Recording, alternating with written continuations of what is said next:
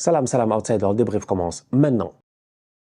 Manchester United l'emporte aujourd'hui 4-3 face à Liverpool en quart de finale de la Coupe d'Angleterre, en quart de finale de la FA Cup. Franchement, en toute honnêteté, entre vous et moi, je pense qu'aujourd'hui Manchester United nous a fait peut-être une des meilleures performances de la saison. En tout cas, une des performances collectivement les plus abouties. Ils ont joué face à une équipe de Liverpool. J'ai peut-être besoin de le rappeler à certains parce que peut-être qu'il y en a certains qui l'ont oublié, mais Liverpool a déjà gagné la Coupe de la Ligue, donc du coup la Carabao Cup. Liverpool n'a pas de temps à perdre. Ils sont encore en lice pour essayer de gagner la Première Ligue. Ils sont encore là pour essayer de gagner la, comment elle s'appelle encore, la Liga Europa. Liverpool aurait pu, en battant aujourd'hui Manchester United et en gardant des espoirs pour se qualifier en demi-finale de FA Cup, Liverpool aurait pu, entre vous et moi, faire un quadruplé. On peut remercier Manchester United pour essayer d'avoir réussi de les stopper un tout petit peu. Je dis bien un tout petit peu. Cette équipe de Liverpool, elle est exceptionnelle cette saison. Franchement, la saison passée, ça a été très compliqué. Nous tous, on était là. La preuve, c'est la raison pour laquelle cette année, ils sont en Europa League et pas en Ligue des Champions. Donc Liverpool, dernière saison de Jürgen Klopp, tu sens réellement que chaque joueur sur le terrain a envie de se transcender. Aujourd'hui, dans un match qui avait commencé de manière très compliquée, pourquoi j'ai dit que United a fait un des matchs les plus aboutis? C'est parce que tactiquement parlant, cette équipe de United-là, elle est venue aujourd'hui et ils ont bien joué au football. Ça fait longtemps qu'on n'avait pas vu United jouer comme ça au football. Ils ont bien joué au football. Franchement, absolument rien à dire. Ojlund, il est sur le terrain. Tu sens que dès qu'ils ont un attaquant, un boy qui est en pointe, un boy qui est capable d'occuper les défenseurs centraux, automatiquement autour de lui, il y a des mouvements intéressants qui se créent. Manchester United a une encre.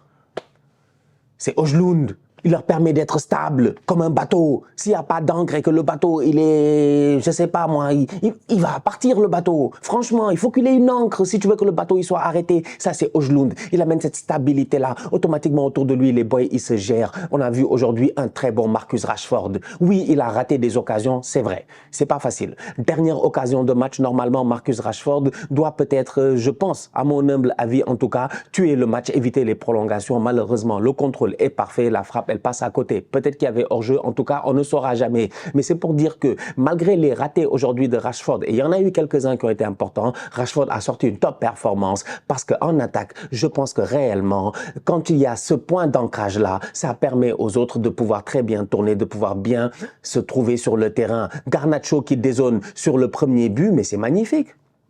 C'est magnifique.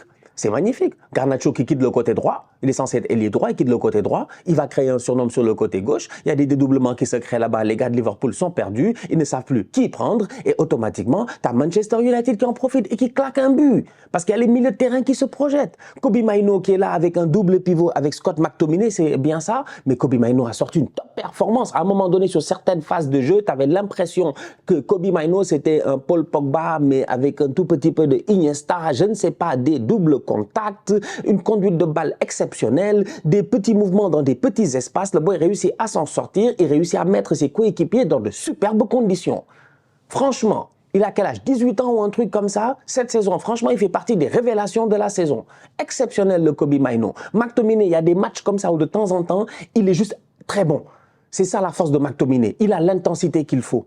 Il a l'intensité qu'il faut. Il y a un début de Manchester United, c'est McTominay qui se bat avec 2 ou 3 joueurs de Liverpool. Il a les contre favorables, les gars s'en sortent. C'est McTominay qui se projette, qui vient dans la surface de réparation, qui amène le surnombre.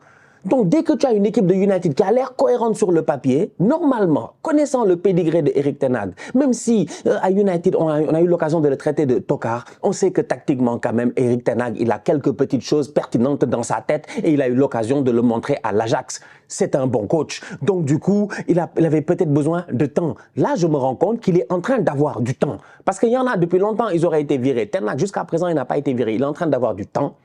Il y a des blessés qui reviennent, l'équipe commence à être un tout petit peu plus cohérente sur le papier, il y a un équilibre qui se crée et United nous sort une belle performance face à Liverpool.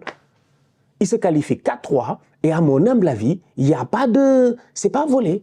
C'est pas volé. United n'est pas voulu, ils ont fait un hold-up, non, ils ont volé Liverpool. Absolument pas. Ils ont joué égal à égal face à Liverpool aujourd'hui pendant 120 minutes. Maintenant, il y a eu des hauts, il y a eu des bas.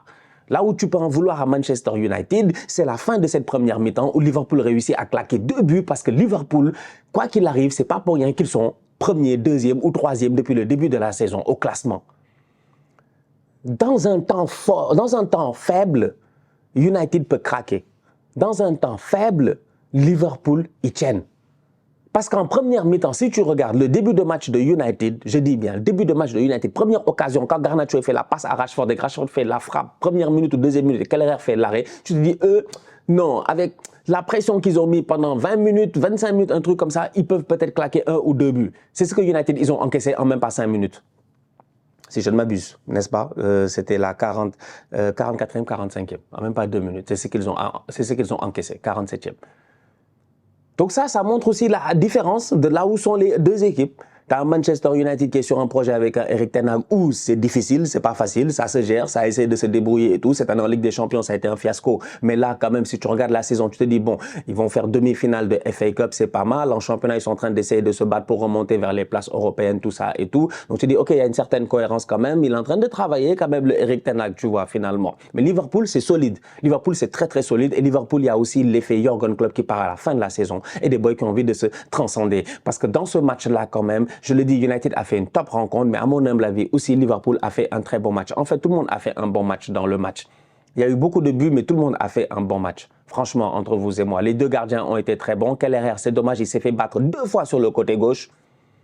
Il s'est fait battre 2 fois sur le côté gauche. C'est dommage, c'est sur son côté là, il essaie de plonger et tout, il est court. Ok, on en a fait de top arrêts. Peut-être que s'il n'est pas là, il y a Manchester United encaisse d'autres buts. C'est pour dire à quel point, à mon humble avis, collectivement parlant, et toutes les deux équipes nous ont sorti une top rencontre. Tout le monde a été bon, tout le monde s'est géré, mais la différence s'est faite sur le banc. Et j'ai envie de dire, même des deux côtés, des deux côtés, des deux côtés.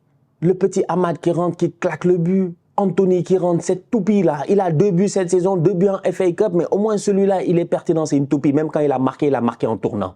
Même quand il a marqué en tournant. Une toupie. 100 et quelques millions, Anthony. On attend encore la pertinence de son transfert, mais aujourd'hui, au moins, il s'est rendu pertinent. Anthony qui vient, qui claque un but. Du côté de Liverpool, la même chose. C'est les petits qui rentrent, c'est les Bradley qui rentrent, c'est les Harvey Elliott qui rentrent, et c'est eux qui, automatiquement, te créer un but. Passe décisive de Bradley, ah ouais, j'ai envie de dire le nouveau trait Alexander-Arnold, et frappe de Harvey Elliott qui est contré, qui bat Onana, mais quand même. Donc, tu as quand même, le banc de touche aussi a été pertinent. Franchement, on a assisté à une très belle rencontre de football. C'était cool, c'était cool, c'était cool. Et à la fin, c'est Manchester United qui a battu Liverpool sur un but de Ahmad, sur un but de Anthony, alors que Liverpool avait repris l'avantage en prolongation sur un but aussi de Marcus Rashford qui finalement a réussi à claquer son but sur une récupération de Scott McTominay. Top performance de sa part. Vraiment excellent le McTominay. McTominay, il y a des matchs, tu le regardes, tu te dis, mais le boy là, mais il a le potentiel d'être un des meilleurs milieux de terrain au monde, en fait. C'est incroyable. McTominay, des fois, il bouge sur le terrain, on dirait Fede Valverde. Ce que Fede Valverde réussit à faire chaque week-end, c'est ça que McTominay, c'est ce potentiel-là qu'il a, mais qu'il n'arrive pas à exploiter sur le long terme. C'est dommage. C'est dommage. Parce que McTominay, il n'est pas mauvais. Franchement, il n'est pas mauvais. Aujourd'hui, il a fait un bon match.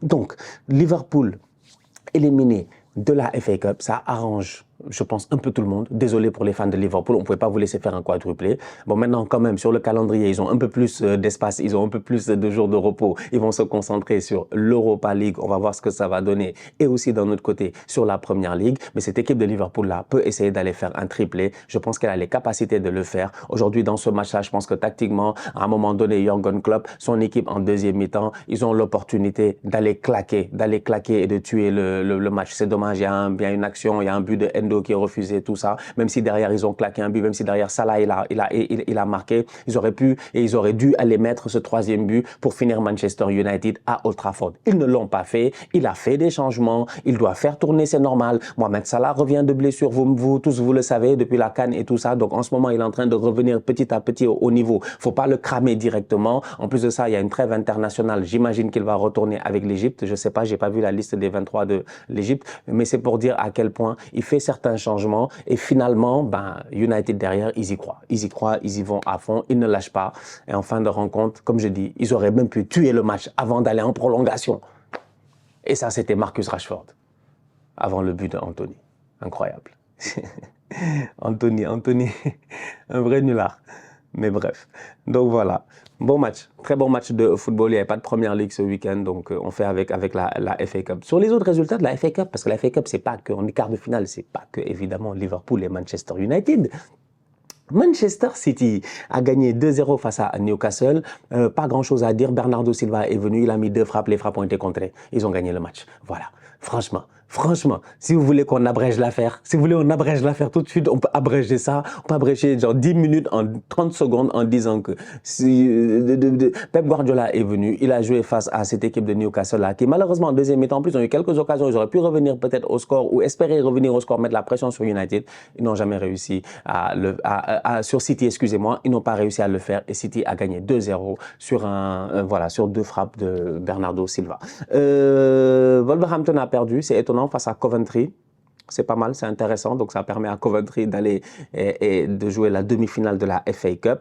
Et d'un autre côté, Chelsea a gagné 4-2 face à Leicester. Match un peu compliqué, un peu bizarre, un contre son camp bizarre de la part de Disasi, un Nicolas Jackson pertinent qui fait une passe décisive, Cucurella qui claque un but, Madueke qui met un but vrai juste exceptionnel et tout ça. Bref, une équipe de Chelsea quand même assez intéressante. Une équipe de Chelsea assez intéressante si tu regardes bien ces derniers temps. Même Mudryk, je trouve que en termes de jeu, ces temps-ci, il est en train de se gérer. On est en train de retrouver peut-être le potentiel que tout le monde voyait en Mudryk ces derniers temps. Raheem Sterling, c'est dommage, il a raté un penalty, mais sinon, mis à part ça, je pense que globalement parlant, Sterling, cette saison, il est quand même pertinent. Cole Palmer, c'est juste lui, voilà, l'homme de la saison à Chelsea. Excellent joueur, top player. Donc ouais, Chelsea va quand même jouer finalement une demi-finale de FA Cup. Ça risque d'être intéressant, j'ai hâte de voir le tirage au sort. Chelsea, Manchester United, Manchester City et Coventry. Coventry, c'est le petit invité, mais on ne sait jamais. En coupe, dans tous les pays, tout est toujours possible. La famille, on se capte très bientôt pour un nouveau débrief. D'ici là, continuez à liker, on continue à partager, on s'abonne. On est ensemble, on reste en santé, c'est le plus important. Tous outsiders.